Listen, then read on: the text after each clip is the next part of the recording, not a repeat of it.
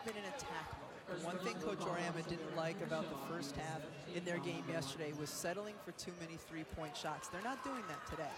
South Florida plays a sagging man-to-man, and Connecticut has been attacking the paint.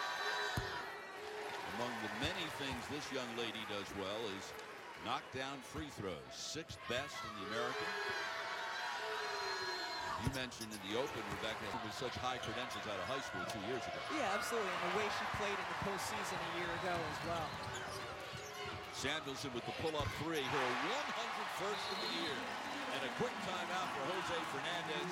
Just like that, UConn leads by a touchdown. UConn. Up her game when she got more minutes. Samuelson for three, her second of the night. 124. Flores stops, pass deflected by Chong and stolen by Samuelson. Man, Connecticut. Nurse is the most accurate three-point shooter in the American. Comes back out to Samuelson because of Collier. They're sharing the wealth. Katie Lou Samuelson, this is what she does. In that first quarter, Connecticut 15 points off of them. They're capitalizing. Samuelson down low, using her decision-making. What a weapon she's going to become. Nurse penetrates, sets up, Katie Lou hits the pocket of Jesperson. Quickly, Dangerfield to Samuelson. Freshman of the year in this league a year ago. Reversal to Nurse, who's wide open in the corner. Oh, boss me terribly. Oh, they just said that. You know, I have a feeling that at the half, Coach Landers, along with talking about Stanford, who had 48 points in the Pac-12 championship last night, UConn has 48 now, might talk about UConn's defense. They're of the year at Georgetown before transferring to UConn, and Aaron passed and it winds up in a Samuelson three. But that kind of 3-point range alone. Katie Lou Samuelson, I mean, if she has any time and she has the range, she's going to make this. She's got to feel pretty good. All right. Williams ahead to Samuelson, 2-on-1. If they hurry, they do. Jesperson for three. Samuelson tipped the rebound up in the air to herself.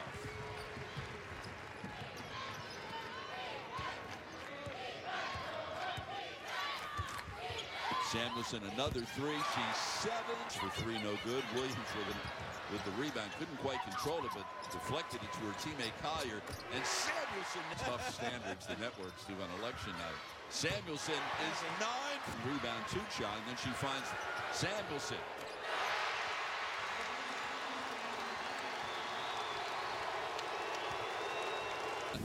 This over and over and over and over again. Lou.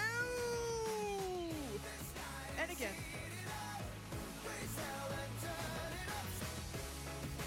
Identity of all 64 teams. These are Charlie Cream's 1 seeds and 2 seeds right now. Stanford joining Oregon State on the 2 line as a result of the win over Oregon State last night in the Pac-12 championship game. So which for the second semi, BYU versus St. Mary's, and Joe Lunardi has Gonzaga as a #1 seed. The Bulldogs probably have to win tonight and again in the championship game in order to retain that #1 seed. Tough to get a 1 seed out of the WCC, but when you go through the regular season and the conference tournament with only 1 loss, that's the way to do it. And Samuelson gets a huge ovation. I wonder if it's possible that we won't see her again. With that, those two free. Coach, one of the most dominating performances we've seen from your team all season long. How were you able to set this tone right away against actually a pretty good South Florida team?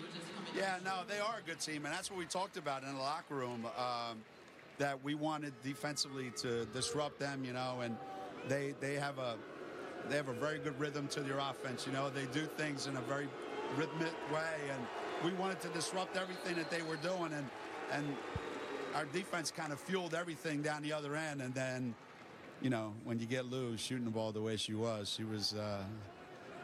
just remarkable today, wasn't she? Yeah, I mean, in a season where you continue to do things that have never been done before, no one has ever gone 10 for 10 from the three-point line in NCAA history. What were you thinking as you were watching her make shot after shot? You know, we talked a little bit today about that when Lou's really aggressive, and she's making things happen on the defensive end, and when she's really active and she's going to the boards, or she's trying to get to the free throw line, that everything goes well for her. And she was just in a frame of mind, and you could tell by the look on her face. She's an amazing shooter, and today, like all great shooters, she was in that zone, and I hope she can hold on to that for another month.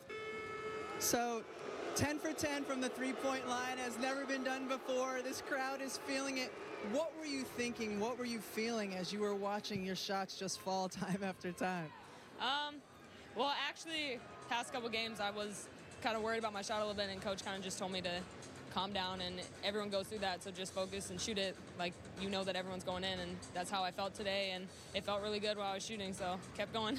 This team has been through a lot this year, a lot of attention because of everything that's going on. What was the focus? What was the talk in the locker room coming out, trying to win your first championship of the season? We just wanted to have a great game and a great start. We wanted to make sure that we didn't kind of start off defensive, and we wanted to really attack as much as we could, so that's what we did today, and we wanted to make sure we ended this great so that we can go into the tournament as good as we possibly can. Now you have a couple weeks before the tournament starts. What is the next 14 days? What is that process like for you? Just making sure we get everything cleaned up. We don't want to have anything that people can kind of scout us and figure out what they want to do to attack us, so we have to really just make sure we're sharp with everything we have. All right, Katie Lou, thank you so much. Thank you.